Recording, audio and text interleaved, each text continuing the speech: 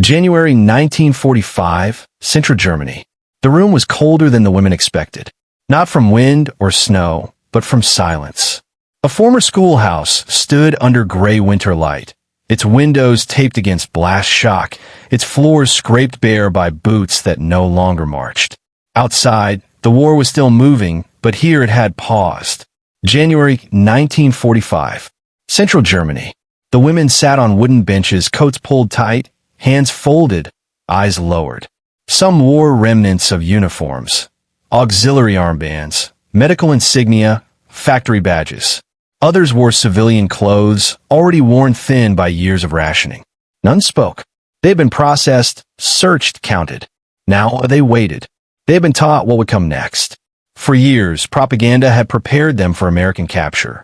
Brutality, humiliation, retribution, punishment for loyalty to a collapsing Reich.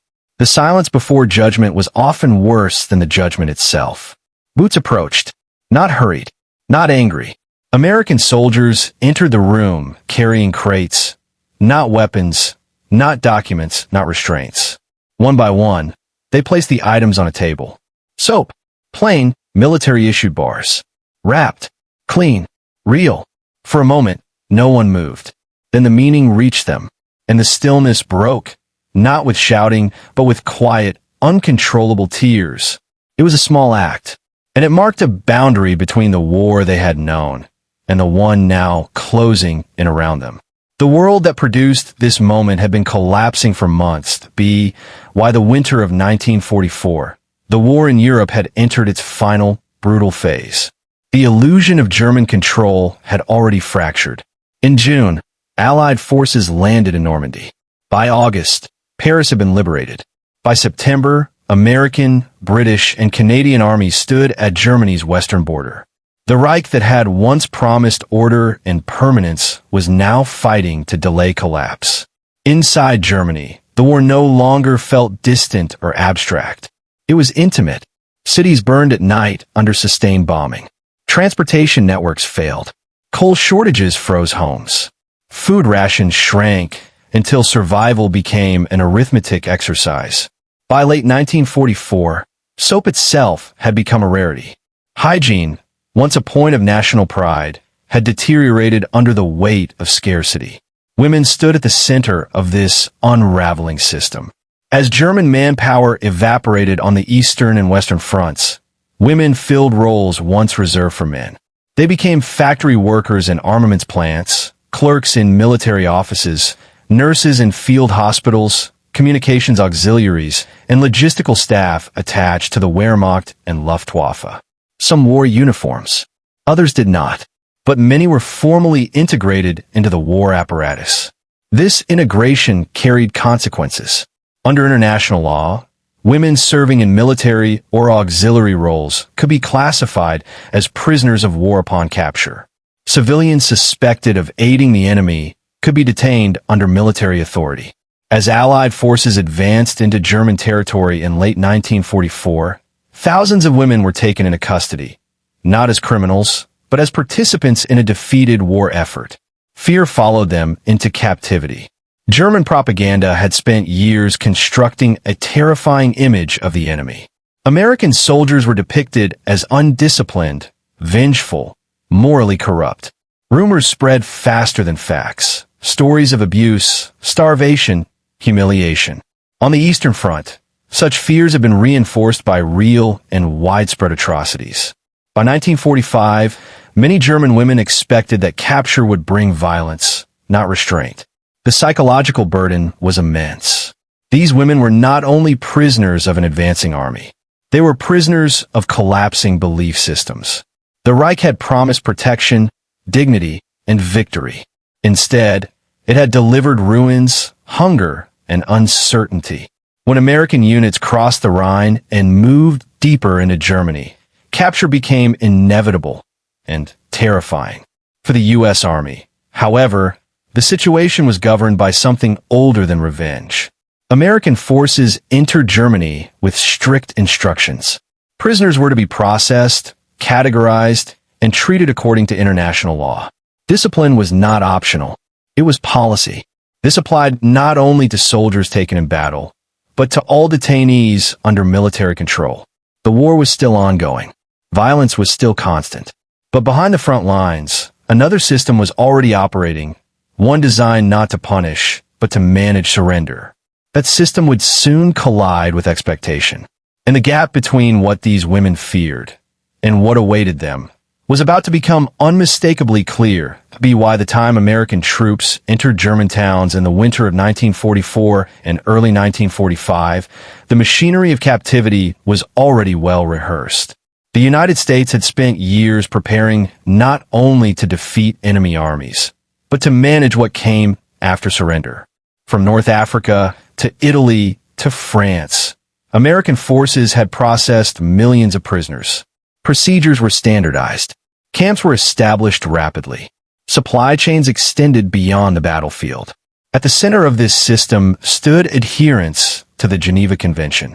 The United States was a signatory, and its military doctrine treated compliance as both a legal obligation and a strategic necessity. Prisoners were to be protected from violence, intimidation, and public humiliation. They were to receive adequate food, shelter, and medical care. Hygiene was not a luxury. It was a requirement. Disease could cripple camps as effectively as enemy action. Soap, therefore, was policy. Each prisoner, regardless of rank or gender, was entitled to basic sanitation supplies when available. In practice, this meant that even as frontline soldiers endured cold, mud, and exhaustion, logistical units ensured that camps received rations, blankets, and hygiene items. These were not acts of generosity. They were instruments of order. For German detainees, the contrast was staggering.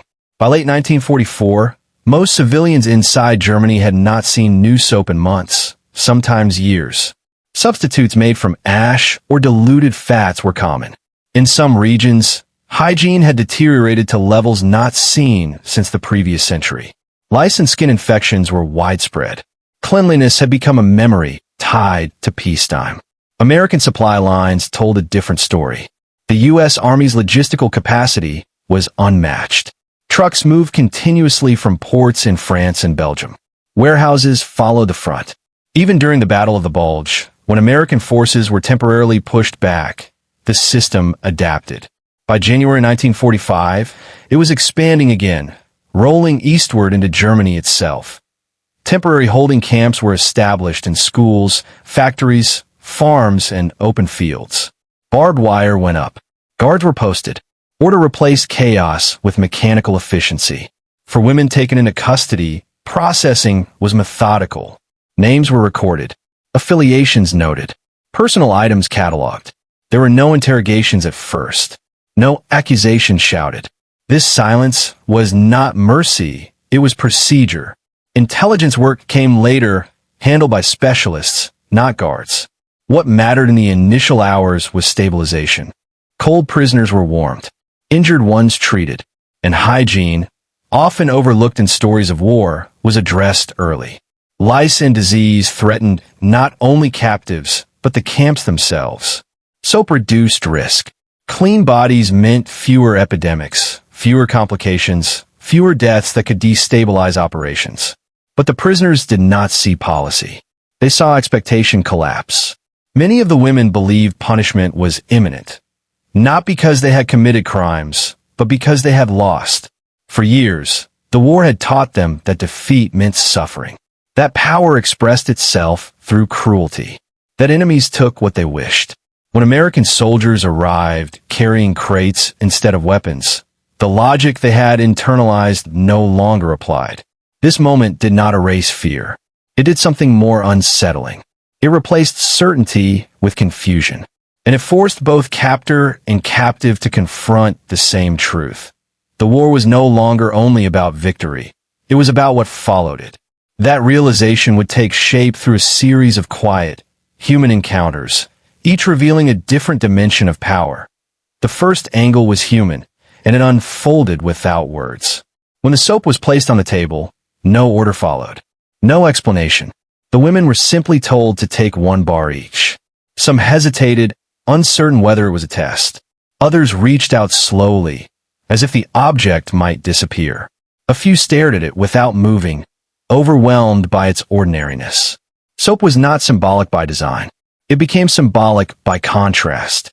For months, these women had lived under constant strain, bombings, shortages, the erosion of routine.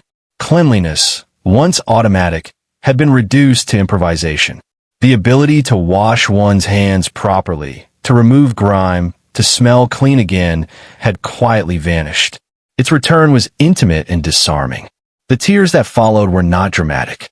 They were restrained, embarrassed, often turned inward, crying not from joy, but from release. From a sudden realization that suffering was not about to escalate, but pause. For some, it was the first moment since the war began when fear loosened its grip. The second angle was moral, and it belonged to the captors. American soldiers were not abstract representatives of law. They were men exhausted by months of fighting, many of whom had lost friends only days earlier. They had marched past destroyed villages, mass graves, and the visible consequences of total war. Anger was not absent. It was managed. Discipline demanded restraint. Orders were clear. Prisoners were not to be abused. Civilians under military control were to be treated firmly, but humanely. Violations were punishable. This was not only about ethics, it was about maintaining command authority in a foreign land. By providing soap instead of punishment, the soldiers were not absolving the enemy. They were separating guilt from process. War crimes would be investigated later. This moment was not judgment. It was custody. The third angle was psychological. German propaganda had insisted that American soldiers were brutal and vengeful, that captivity would strip prisoners of dignity. That mercy was a lie. When reality contradicted this narrative, it did not create comfort. It created dissonance. Some women felt shame. Others felt suspicion. A few felt anger, not at the Americans, but at the lies they had believed. The war inside their minds did not end when the fighting passed. This confusion marked the beginning of something irreversible. Fear was no longer absolute. And when fear weakens, new understandings begin to form. Those understandings would soon be reinforced not only by emotion, but by structure, by the systems and leadership that governed American control. Beyond emotion, the distribution of soap reflected an operational logic that defined American captivity systems. Hygiene was a tool of control. Clean prisoners were healthier. Healthier prisoners required fewer medical resources, fewer guards, fewer interventions. Disease had crippled armies throughout history. Lice, dysentery, and typhus spread rapidly in crowded conditions. The U.S. Army's experience in earlier campaigns had reinforced one lesson repeatedly. Sanitation preserved order. Soap reduced chaos before it appeared. Camps that maintained hygiene reported lower mortality, fewer incidents of unrest, and greater compliance with routine. This was especially critical as the number of captives surged in early 1945. German surrenders were no longer isolated. They were continuous. Entire units dissolved. Civilian detainees flooded improvised facilities. For officers in charge of these camps, restraint was not softness. It was efficiency. Leadership at the unit level mattered. Junior officers enforced standards set far above them. Military police units, often tasked with guarding detainees, operated under strict oversight. They were trained to maintain distance, professionalism, and predictability. This consistency mattered as much as any material provision. Predictability reduced resistance. From the enemy perspective, the structure was deeply unsettling. German captives were accustomed to systems driven by fear. Authority had been maintained through punishment and ideological pressure. Obedience was enforced by consequence. In American camps, authority expressed itself through routine, through schedules, through rules that applied evenly. This difference reshaped power dynamics. The absence of overt cruelty did not weaken control, it strengthened it. Prisoners who understood the rules were more likely to follow them. Those who felt human were less likely to act desperately. Over time, this approach reduced the need for force. For the women who had expected humiliation, this was difficult to reconcile. They had prepared themselves to endure suffering as proof of loyalty or fate. Instead, they were confronted with something more complex, a system that did not need to hurt them to function. This realization did not erase responsibility or history. It did something subtler. It removed certainty. And in that uncertainty, the war reached a turning point, not on a battlefield, but in perception. That turning point would crystallize in a single moment, when policy, expectation, and emotion converged, revealing the quiet power of restraint. The distribution of soap did not happen all at once. It unfolded in rooms like the one in that former schoolhouse, across dozens of towns and temporary holding sites as American units pushed eastward. There was no announcement, no ceremony, just a repeated, unremarkable action carried out by tired soldiers following orders. And yet, for the women receiving it, the moment carried weight. When each bar was placed into a waiting hand, it marked the first direct exchange between captor and captive that was not defined by force. The soldiers did not lecture. They did not threaten. They did not explain. They simply observed procedure. Some women turned the soap over slowly, examining the wrapper, the English text, the stamped markings. It was foreign, yet unmistakably real. This was not charity. It was issued, accounted for, meant to be used. The emotional shift was visible. Shoulders that had been rigid softened. Breathing slowed. A few women stepped aside, embarrassed by tears they had not expected to shed. Others clutched the soap as if it might be taken back. In war, kindness often feels temporary. This moment disrupted assumptions built over years. For many, capture had represented the final descent, the point where dignity would be stripped away. Instead, the first act of American authority restored a fragment of it. Cleanliness, in this context, was not about comfort. It was about recognition. Recognition of humanity without absolution. The soldiers understood the difference. They were not forgiving the enemy. They were asserting control without cruelty. This distinction mattered deeply, even if it went unspoken. Outside these rooms, the war continued with ferocity. January 1945 was marked by relentless movement. The Ardennes counteroffensive had failed. German forces were retreating under pressure from west and east. Cities like Cologne and Aachen lay in ruins. The front lines shifted daily. Inside the camps, time slowed. This pause allowed reflection, dangerous in its own way. Without constant fear of immediate violence, prisoners began to process what had happened. Some felt relief. Others felt guilt for feeling relief. The emotional complexity was inescapable. This was not surrender on a battlefield. It was surrender of expectation. And once expectation breaks, reality rushes in to fill the space. That reality would soon extend beyond the moment itself, reshaping behavior, memory, and the relationship between captor and captive in ways that would echo long after the war ended. The initial exchange of soap was only the beginning. As American soldiers moved methodically through the camp, each woman received her bar. Some whispered to neighbors, questioning whether this was normal, whether it was a trap. Others remained silent, staring at the floor. A few, braver, allowed themselves to examine their own hands, rough, chapped, long neglected. They lathered the soap, hesitated, then washed, feeling the warmth of water in a cold room. The act was ordinary, yet revolutionary. By mid-afternoon, officers observed subtle but unmistakable shifts. Lines straightened without coercion. Orders were followed with less tension. Where suspicion had reigned, caution emerged, tempered by a fragile trust. Psychological warfare, the fear cultivated over years, had faltered, replaced by something neither side fully understood: measured humanity. Reports from other temporary facilities mirrored this. At a small village school repurposed as a holding camp, a nurse noted that German female detainees wept quietly upon receiving simple hygiene supplies. Not out of joy, the report clarified, but from the unexpected gentleness of the act.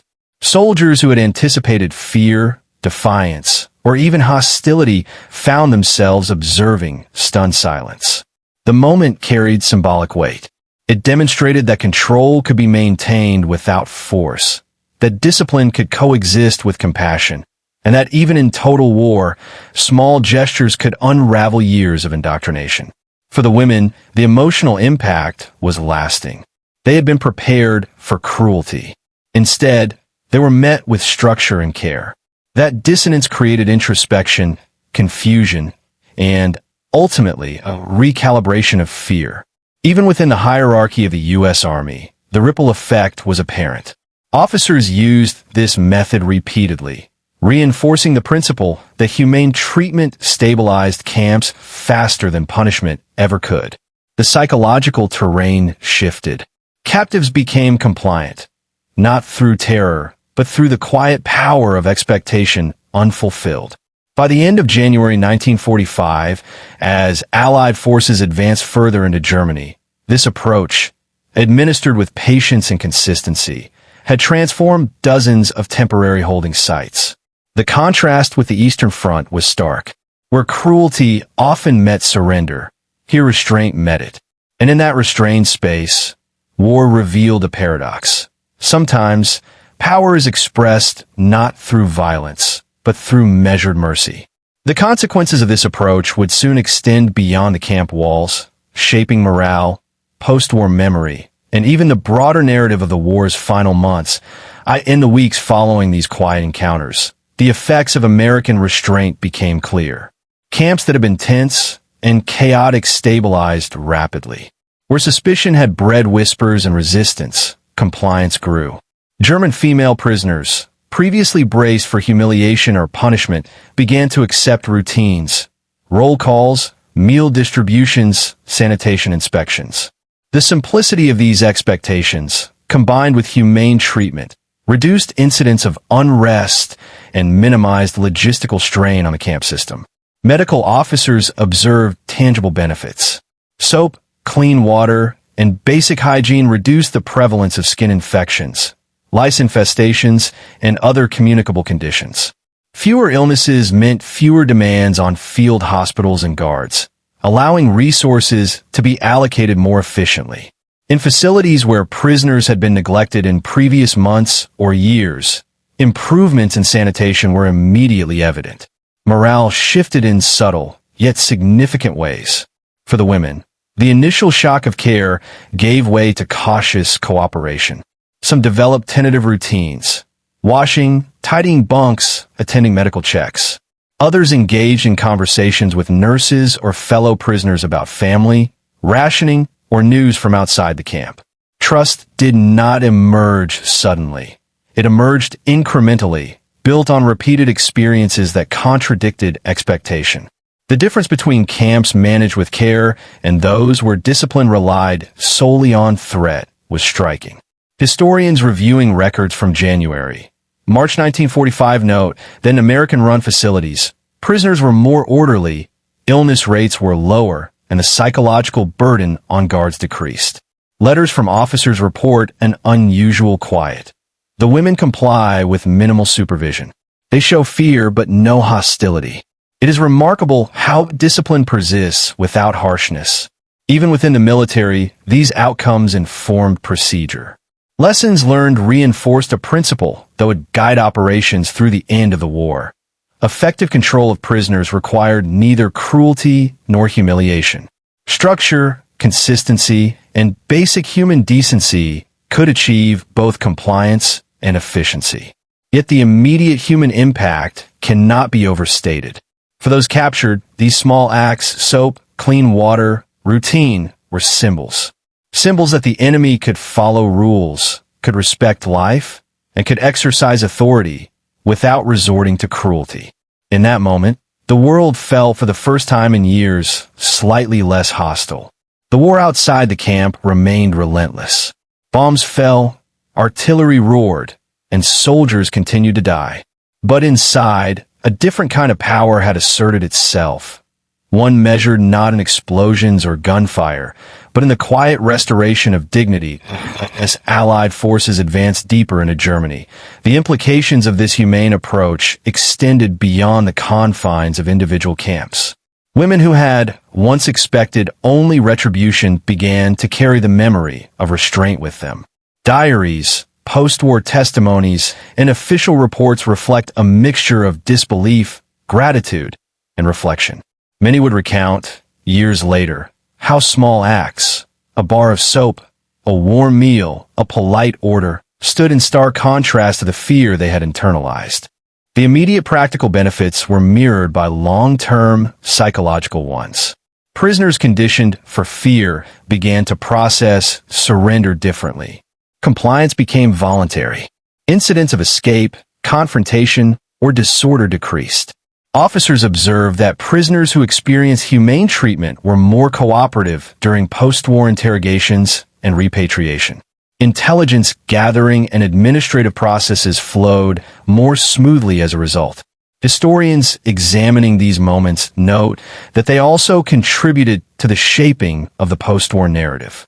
The contrast between the treatment received in U.S.-administered camps and experiences under the collapsing Nazi regime or in Soviet-occupied areas became an enduring point of reflection.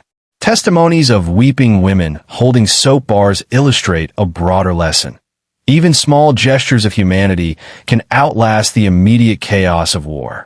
On a strategic level, these moments reinforce the moral legitimacy of the Allied cause. By adhering to the Geneva Convention, even in the face of widespread suffering, American forces demonstrated that victory need not be synonymous with cruelty. The war's end would not only bring military triumph, but also a statement about the values the victors intended to uphold in the new Europe. The emotional imprint on the women themselves was profound.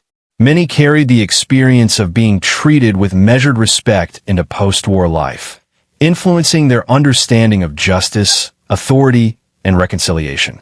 It became a private counterpoint to the propaganda and fear that had dominated their lives for years. Even in the rubble of their destroyed towns and the collapse of a regime they had served, this small act, a bar of soap, remained a touchstone of clarity amid chaos. And yet, this aftermath extended beyond the individuals involved. It shaped policy, informed military doctrine for future conflicts, and left a subtle, human footprint on the historical record. Where war often obliterates humanity, these moments prove that restraint could endure, and in doing so, reshape both memory and history itself. The moment a German female prisoner held a bar of soap in her hand may seem small against the vast machinery of war. But within that quiet gesture lies a profound truth. Power is not measured only by force, guns, or bombs. Sometimes, power is measured by restraint. In the freezing winter of 1945, as Germany crumbled and the world watched destruction unfold, the U.S. Army chose order over chaos, discipline over revenge, and humanity over fear. This choice altered the psychological landscape of captivity. It reshaped expectations. It reminded both captor and captive that even in war, human dignity can be preserved. History often records battles, strategies, and numbers. Yet the lessons of mercy, of adherence to law and principle, linger differently.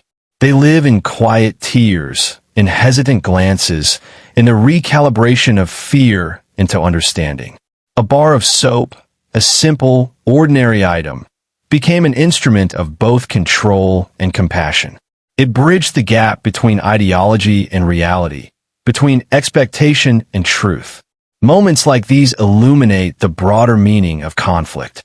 They reveal that warfare is not only about destruction, but about the choices we make in the face of power. And in the silent, restrained acts of January 1945, we see a reminder. Humanity endures not only through heroism or valor, but through the restraint to do right when doing otherwise is possible. Even as armies advanced and cities burned, this quiet, deliberate compassion endured. It left an imprint on those who witnessed it, a moral resonance that would outlast the war itself. In that resonance, history remembers that in the darkest of times, humanity can still find a way to assert itself, one small, ordinary act at a time.